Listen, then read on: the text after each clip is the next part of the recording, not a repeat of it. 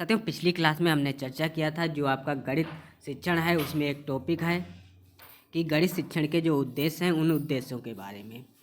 और एक थ्योरम भी मैंने आपको भी जल्द कवर कराई थी। वह थ्योरम कौन सी है? बेन-हीले का सिद्धांत है। साथियों आज की जो थ्योरम है वह हमारी एल्पस थ्योरम रहेगी, या इसमें हम कह सकते हैं जो गणित की भाषा है, जो एल्पस थ्योरी का संबंध है, उनके बीच संबंध क्या है कि एल्पस थ्योरी जो है गणित भाषा का क्या स्वरूप है।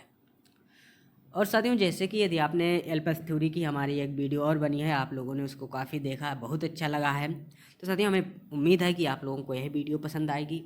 तो साथियों चलते हैं जो हमारा आज का जो टॉपिक है एल्पस थ्योरी, इस पर। तो साथियों जैसे कि आप यहाँ पर देख सकते हैं कि हमारा जो बायोडाटा है, जैसे कि आप इस टाइम यूट्यूब के माध्यम से हमको देख पा रहे हैं, वहीं पे यदि आप हमारे टेलीग्राम चैनल से जुड़ना चाहते हैं तो आप इसको सर्च करिए टेलीग्राम पे और जुड़ जाइए, ठीक है। तो साथियों यदि आपको यह वीडियो पसंद आए तो प्लीज़ वीडियो को अधिक से अधिक शेयर कीजिए। जैसे कि साथियों पता है जो गणित की भाषा है वह क्या होती है, ये सबसे पहले हम चर्चा करते हैं गणित की भाषा। तो साथियों आपको पता है गणित क्या है? गणनाओं का विज्ञान है। गणित क्या है? गणित का मतलब ही क्या होता है? गणना करना होता है। जबकि बेकन की एक बहुत इंपॉर्टेंट परिभाषा है, गणित सभी विज्ञानों का क्या सिंह द्वार व कुंजी है। गणित क्या है? यथार्थ विज्ञान है। लेकिन साथियों यदि बात करें गणित में जो संकल्पनाएं हैं उनकी जानकारी देने के लिए अध्यापक जिस भाषा का प्रयोग करते हैं उसे भाषा कहते हैं। जो गणित की भाषा है, जैसे कि गणित को सिद्धांत है, नियम है, या जो भी आपके सिद्धांत है, नियम है, ठीक है, उनको कोई अध्यापक है किसी छात्र के बीच जो संप्रेषण करता है जिस माध्यम के द्वारा, वह आपका क्या भाषा है। साथियों यदि हम गणित विषय को पढ़ रहे हैं तो हमारे लिए क्या है? गणित की जो संकल्पनाएं हैं गणित की भाषा का कार्य करेंगी। तो साथियों इसी को लेकर कि बच्चे जो हैं वह गणित को किस प्रकार से सीखते हैं। साथियों एक लेखिका हैं जिनका नाम है पमेला लीबैक, जिनके बारे में आज हम चर्चा करते हैं। तो साथियों उन्होंने साथियों एक पुस्तक लिखी है अपनी, हाउ टू टीच मैथमेटिक्स, ठीक है, हाउ टू टीच मैथमेटिक्स। तो उन्होंने इस पुस्तक में बताया कि जो बच्चे हैं वह गणित को किस रूप में सीखते हैं। तो साथियों सबसे पहले उन्होंने बताया यदि कोई बच्चा है, यदि हम उसके सामने जो बच्चा है बच्चे के सामने जब हम मूर्त वस्तुएं हैं या जो ठोस अवस्थाएं वाली वस्तुएं हैं, ठीक है, उनके साथ यदि हम प्रस्तुत करें, जैसे बच्चा जो है वृत्त आयत नहीं जानता लेकिन बच्चा गेंद जानता है, बच्चे ने रोटी देखी है, बच्चे ने क्या कपड़ा देखा है, बच्चे ने खिड़की देखा है, बच्चे ने दरवाज़ा देखा है, बच्चे ने बोर्ड देखा है, बच्चे ने टीवी देखी है। तो क्या जो यह सभी जो वस्तुएं भाई उसके मूर्त रूप का कार्य कर रहे हैं ना। जो मूर्त अनुभव है उसके द्वारा कोई भी बच्चा है, कोई भी है, तो वह क्या है सबसे अधिक से तेज सीखता है, ठीक है। जो आपका मूर्त ज्ञान है उससे जो प्राप्त अनुभव होता है वह स्थायी होता है ना। तो क्या है जो साकार वस्तुओं के साथ क्या जो बच्चे का क्रियाकलाप कराना है सबसे पहला उसका है। अब जब उन वस्तुओं के बारे में बच्चों को बताना, सबसे पहले मूर्त अवस्थाएं रहेंगी, उसके बाद उन जो मूर्त वस्तुएं हैं उनके बारे में बच्चों को बताने के लिए जिस भाषा का प्रयोग करते हैं, ठीक है, तो लैंग्वेज आती है। जैसे इसका पूरा फॉर्म जो हमारी थ्योरम है वह एल्पस थ्योरी है। यहाँ पर जो ई का मतलब है वह क्या होता है? Experiment with physical object. तो इसका सीधा सा मतलब यह है कि जो साकार वस्तुएं हैं, जो मूर्त वस्तुएं हैं, उनके साथ जो बच्चों का क्या है उनको अनुभव कराना क्या है, जो क्रियाकलाप कराना है साकार वस्तुओं के साथ, वह आपका ई होगा।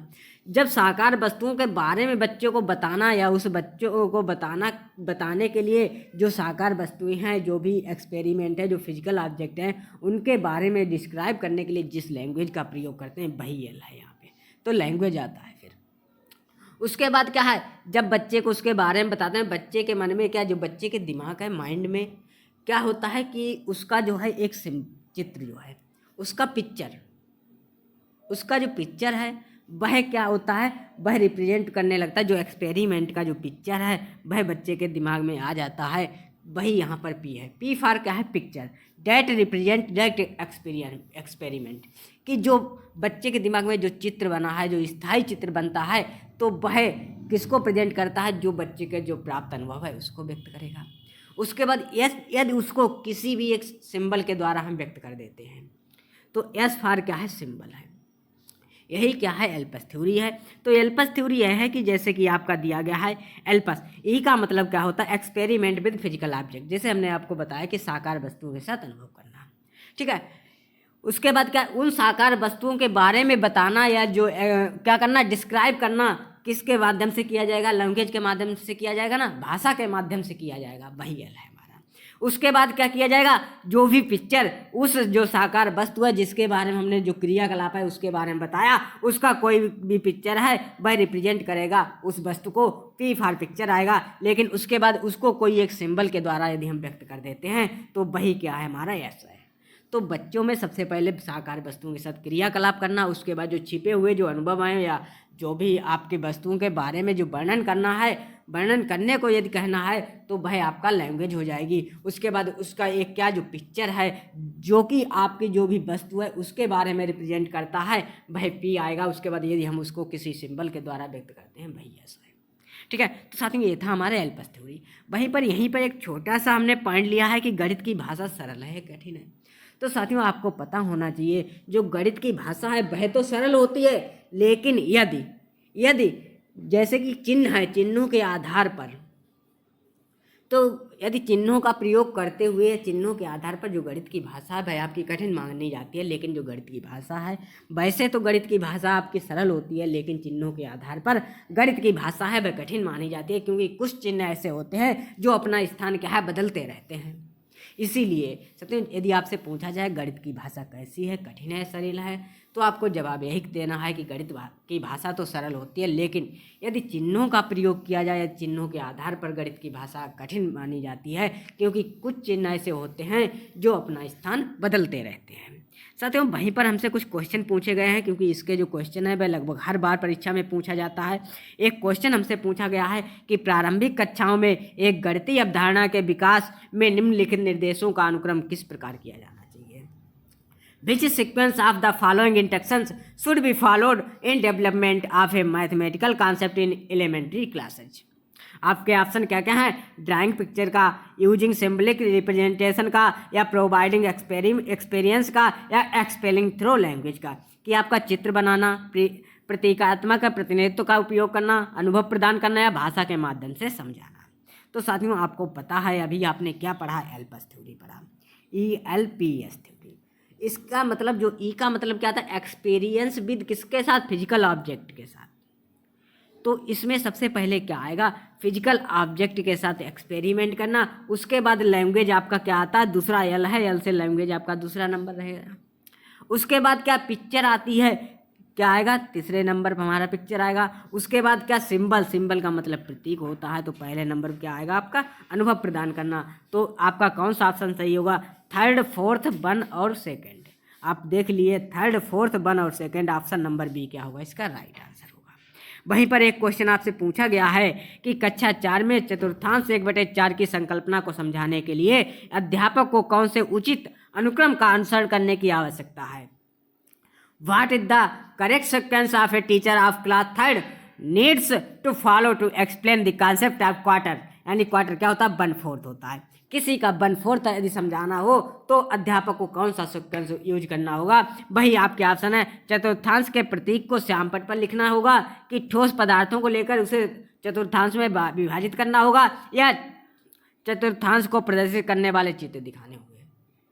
तो सबसे पहले उनको क्या, जो आपके एक्सपीरियंस विद किसके साथ, फिजिकल ऑब्जेक्ट। जैसे बच्चे को चतुर्थांश समझाना है, बच्चे को नहीं समझ पा रहा है, बच्चे के सामने आप एक सेब को प्रस्तुत करिए। आप सेब को प्रस्तुत करिए तो उससे कहना है साथ में पूरा भाग है, ये पूरा भाग है क्या, एक पूरा सेब है। अब इसके क्या बराबर 4 भाग कर दीजिए, तो यह कितने भागों में विभाजित हुआ, 4 भागों में विभाजित किया। लेकिन इसका जो एक भाग है, 4 भागों से यदि हम एक भाग निकाल लेते हैं, जो एक भाग निकालते हैं, कितने भागों से 4 भाग निकालते हैं, तो वह हमारा क्या होगा, 1/4 होगा, 1/4 होगा। तो इसका मतलब ये है कि सबसे पहले ठोस पदार्थ को लेकर उसे चतुर्थांश में क्या विभाजित करना, ये आपका सबसे पहला पॉइंट होगा।